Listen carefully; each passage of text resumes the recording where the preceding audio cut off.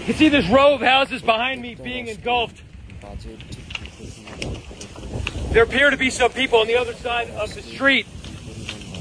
You can hear the hissing of the gas and the fire engulfing these homes. It's also in the back here, up there, and this row of houses right here as well, catching fire. You can see the smoke billowing from the eaves right there. The chimney gone, the row behind them on fire as well.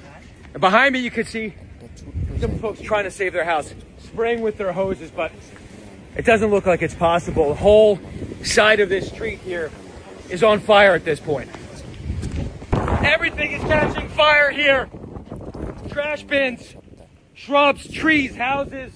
The smoke is unbearable at this point. We've just seen, 4 or 5 houses go up over the past few minutes here.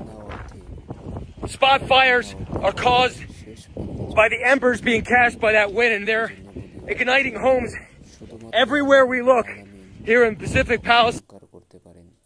অহংকার আল্লাহ রাব্বুল আলামিনের ক্ষেত্রেই মানানসই।